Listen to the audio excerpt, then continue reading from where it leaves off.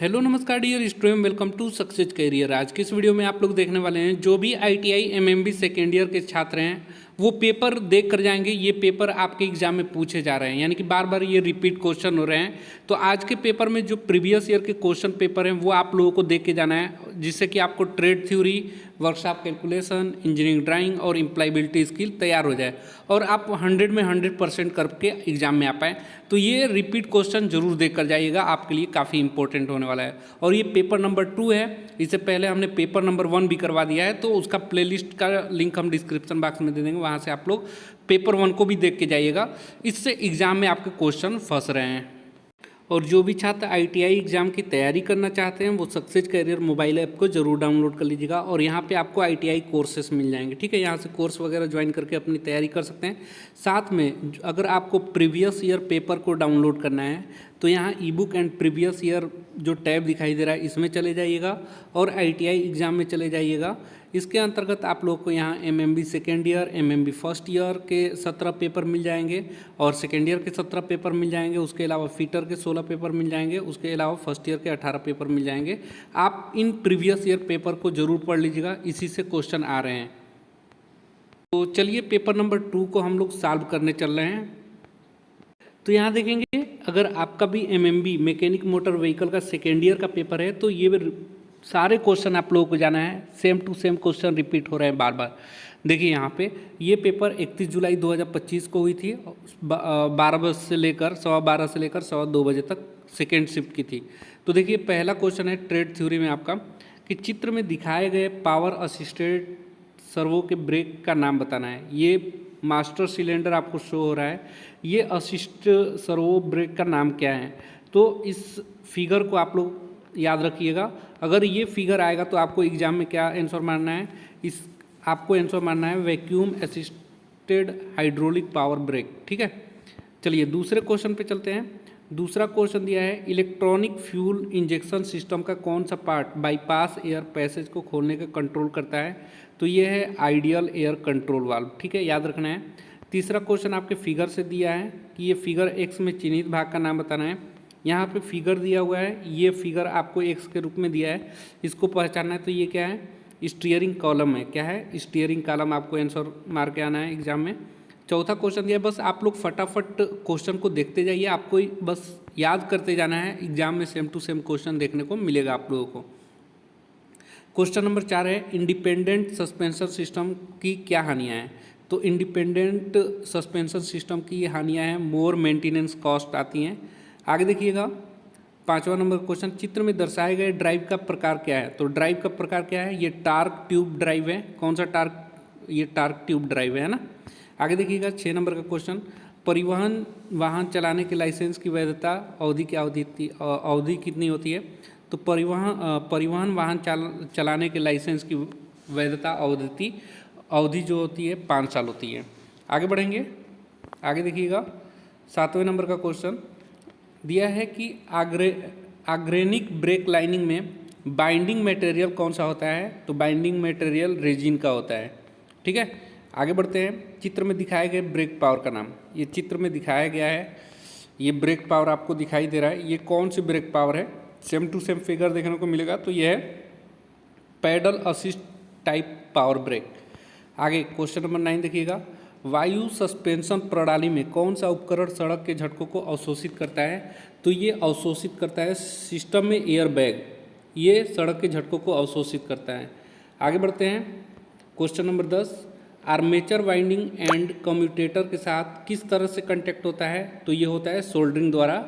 ठीक है, 11 नंबर का क्वेश्चन देखिए, दिया है हाइड्रोलिक चलित क्लच का मुख्य लाभ क्या है। तो ये पैडल बल द्रव की सहायता से ट्रांसमिट होती है। किसके द्वारा, लिक्विड या फ्लूइड के द्वारा जो बल लगाई जाती है वो एक स्थान से दूसरे स्थान तक जाती है। आगे देखिएगा 12 नंबर का क्वेश्चन, वाहन में इंजन नियंत्रण मॉड्यूल कहाँ स्थापित होता है। तो ये स्थापित होता है इंस्ट्रूमेंट पैनल के नीचे की तरफ। ठीक है, आगे बढ़ते हैं। चित्र से क्वेश्चन आ गया, ये चित्र में दिखाया गया है, ये क्या है फिगर। तो ये पेडेस्ट्रियन क्रॉसिंग है। कौन सा है, पेडेस्ट्रियन क्रॉसिंग। 14 नंबर का क्वेश्चन देखिएगा, दिया है भारी मोटर वाहनों में किस प्रकार के वाइपरों का उपयोग किया जाता है। तो कंप्रेस्ड एयर ऑपरेटर वाइपर का प्रयोग किया जाता है। आगे बढ़ते हैं 15 नंबर का क्वेश्चन, अल्टरनेटर का क्या उद्देश्य है? अल्टरनेटर क्यों प्रयोग में लाया जाता है? तो लो आरपीएम पर अधिक इलेक्ट्रोसिटी जनरेट करना, ठीक है, यानी कि इलेक्ट्रिसिटी जो है प्रोड्यूस मोर इलेक्ट्रिसिटी, यानी कि इलेक्ट्रिसिटी को अधिक मात्रा में प्रोड्यूस करना लो आरपीएम पे भी, ठीक है। 16 नंबर का क्वेश्चन देखिएगा, व्हील अलाइनमेंट में पॉजिटिव कैम्बर अधिक होने की क्या हानियां हैं? तो अधिक होने का हानियां हैं बाहरी एज अधिक घिसना। आगे बढ़ते हैं 17 नंबर का क्वेश्चन, ट्रक पर किस प्रकार का रियर एक्सल प्रयोग किया जाता है? तो फुल्ली फ्लोटिंग रियर एक्सल प्रयोग किया जाता है ट्रक में। आगे एलईडी का विस्तार, तो एलईडी का फुल फॉर्म क्या होता है? लाइट एमिटिंग डायोड, याद रखिएगा। आगे बढ़ते हैं 19 नंबर में, दिखाए गए गियर बॉक्स का प्रकार क्या है? तो यहाँ पे गियर बॉक्स दिखाई गई है, ये कौन सा है? कांस्टेंट मेश गियर बॉक्स है। कौन सा? Constant mesh gear box. आगे देखिएगा 20 नंबर का क्वेश्चन, ये फिगर दिया हुआ है, एक फिगर इधर की तरफ ये दिखाई दे रहा है, ये इधर की तरफ तीर दिखाई दे रहा है, और तो ये कौन सा? रैक एंड पिनियन वाला है। कौन सा है? Rack and pinion. आगे बढ़ेंगे, चित्र में दर्शाई गई प्रणाली, ये चित्र में प्रणाली दिखाई गई है, इस प्रणाली को आपको पहचानना है। कौन सी प्रणाली है ये? इस फिगर को पहचानने के लिए आप लोगों को यहाँ पे देखिए इलेक्ट्रॉनिक कंट्रोल यूनिट लगा है, रिले लगा है, बैटरी लगी है, फ्यूल टैंक, फिल्टर। तो इलेक्ट्रॉनिक कंट्रोल यूनिट लगा है तो ये क्या हो जाएगा? इलेक्ट्रॉनिक फ्यूल इंजेक्शन सिस्टम, ठीक है, EFIS सिस्टम बोलते हैं इसको भी। आगे देखिएगा 22 नंबर का क्वेश्चन दिया हुआ है, ये फिगर दिया हुआ है, फिगर में दिया हुआ है कि ओवर रनिंग क्लच ड्राइव, ये फिगर में जो दिखाया गया सिस्टम है, स्टार्टिंग सिस्टम कौन सा दिया है? ओवर रनिंग क्लच ड्राइव दिखाया गया है। आगे 23 नंबर का क्वेश्चन देखेंगे, दिया है स्कैनर टू लेटर कोड में पहचाना गया पहला यूनिट क्या होता है? तो ये टाइप ऑफ एरर होता है, ठीक है, ये आंसर आप लोग लगा के आएंगे।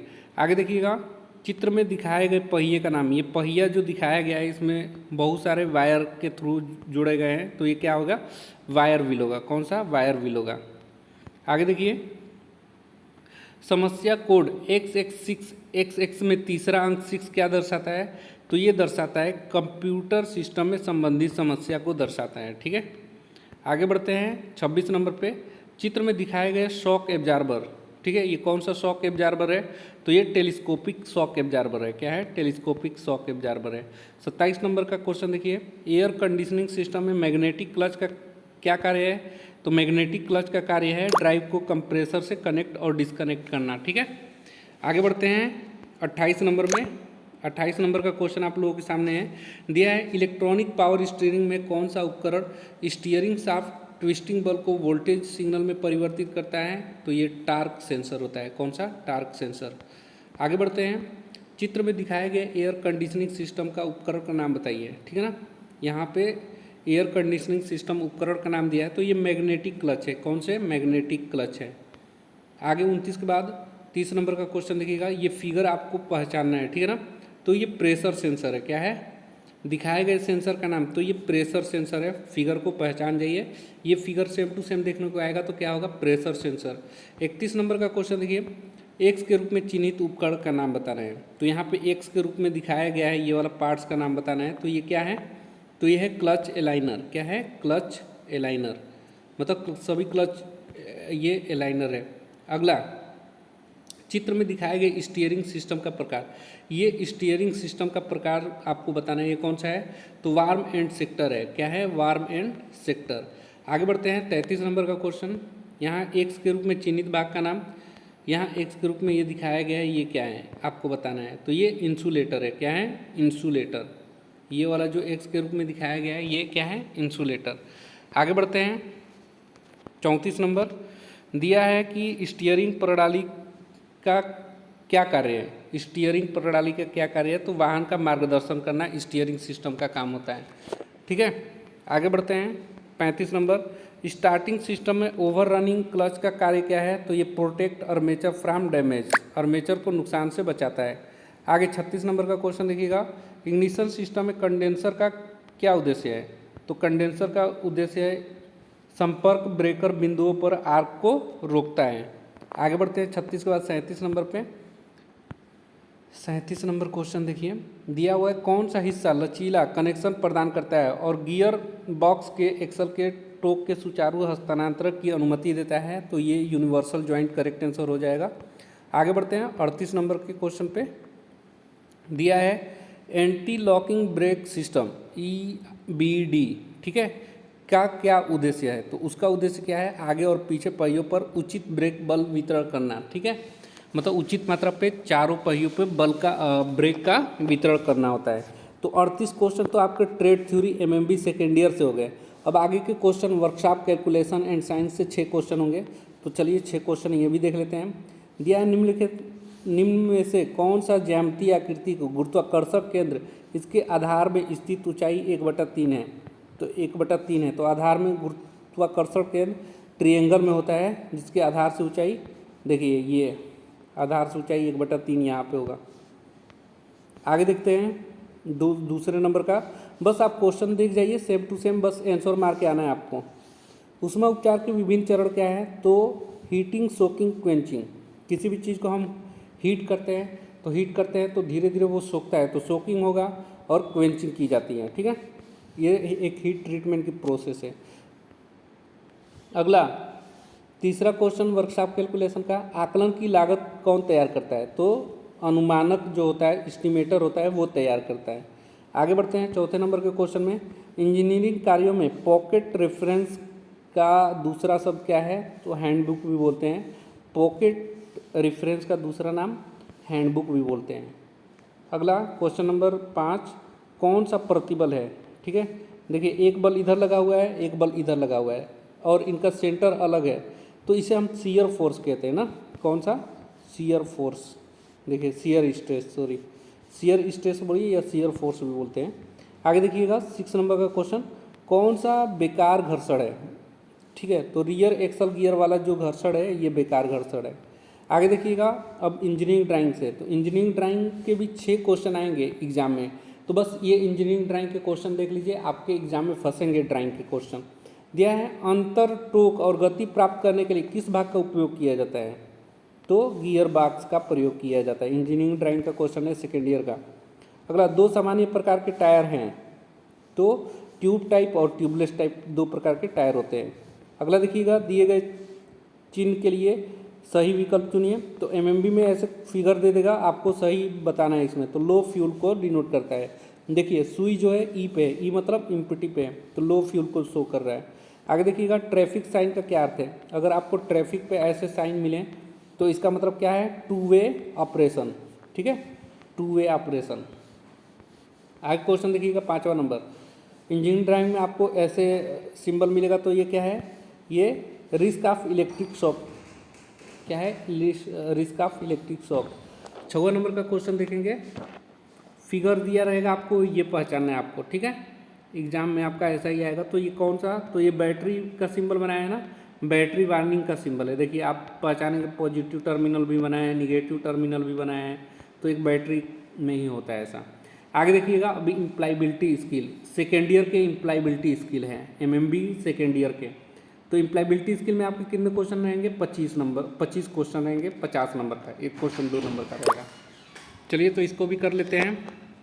दिया है पहला क्वेश्चन इम्प्लाइबिलिटी स्किल का, कि यदि आप विदेश में काम करना चाहते हैं तो सुरक्षित प्रवास के लिए आपको क्या करना होगा? तो अगर आप विदेश में काम करना चाहते हैं तो आगे बढ़ने से पहले जगह के बारे में जान लेना और नौकरी पक्की कर लेना चाहिए, इसलिए विदेश में तब जाएंगे आप लोग।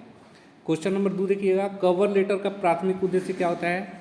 तो कवर लेटर का प्राथमिक उद्देश्य अपना परिचय देने बताने के लिए आप इस नौकरी के लिए क्यों उपयुक्त हैं, कवर लेटर में ही दिया जाता है। आगे देखिएगा, उपयुक्त वर्णात्मक शब्दों से वाक्य पूरा करें।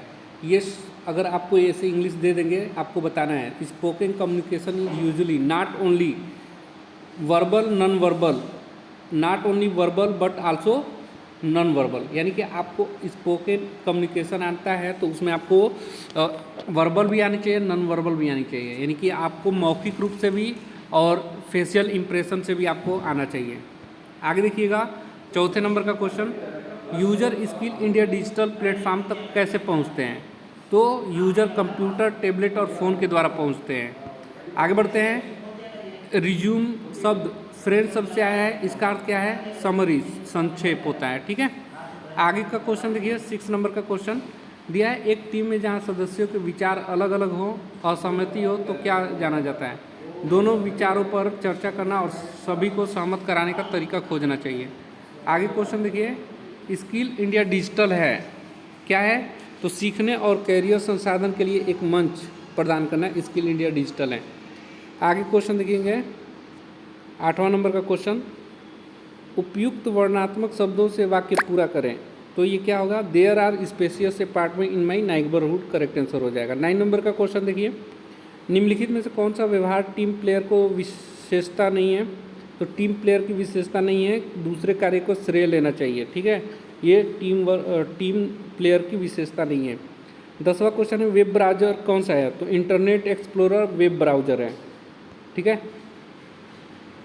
11 नंबर का क्वेश्चन देखिएगा, कोई व्यक्ति फोटोग्राफी का शौकीन है और अपना खुद का फोटोग्राफी व्यवसाय शुरू करने का सपना देखता है, उन्हें क्या शुरुआती करना चाहिए? तो उन्हें फोटोग्राफी के बारे में और जाने और बेसिक फोटोग्राफी पाठ्यक्रम शामिल होना चाहिए। आगे देखिएगा 12 नंबर का क्वेश्चन, वाईफाई का फुल फॉर्म, एक सुरक्षित वाईफाई है तो लॉगिन करने के लिए एक पासवर्ड सुरक्षित माना जाता है। आगे देखिएगा 12 नंबर का, सोशल नेटवर्किंग साइट कौन सा है? तो फेसबुक से सोशल नेटवर्किंग साइट है। ठीक है ना। आगे देखेंगे 14 नंबर का क्वेश्चन, किसी ऐसे संगठन में जहां सभी कर्मचारी कुशल हों और व्यवस्थित रूप से काम कर रहे हों, परिणाम क्या होगा? तो परिणाम उसका अधिक आउटपुट और अधिक प्रॉफिट होगी ना।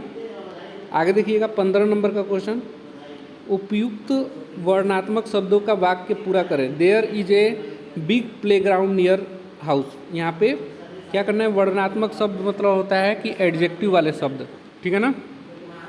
आगे देखिए 16 नंबर का क्वेश्चन, काम करते समय अपने आइडिया को दूसरे के साथ शेयर करना चाहिए, महत्वपूर्ण है क्योंकि बातचीत से मदद मिल सकती है और विचारों को बेहतर बनाया जा सकता है।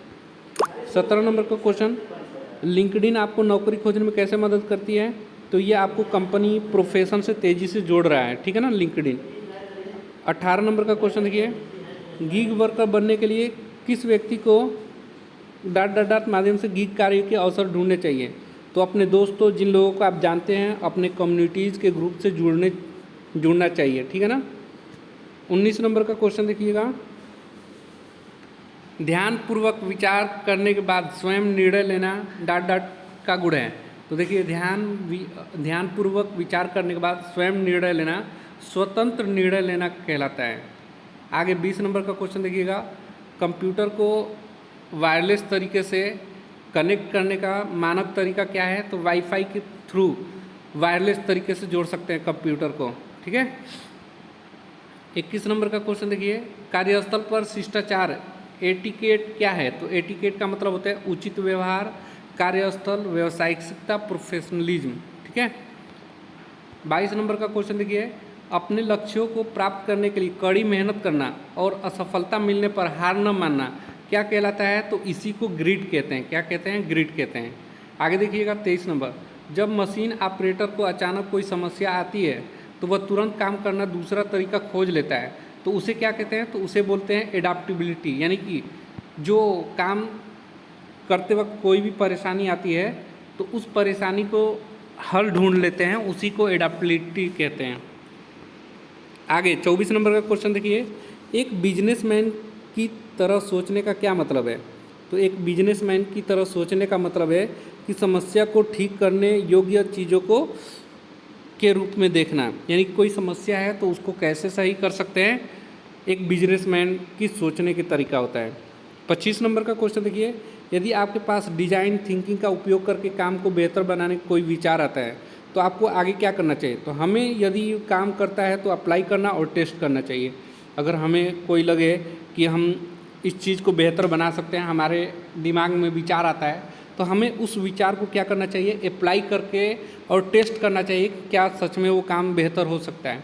तो ये 25 क्वेश्चन आपके इम्प्लॉयबिलिटी से हो गए। ठीक है।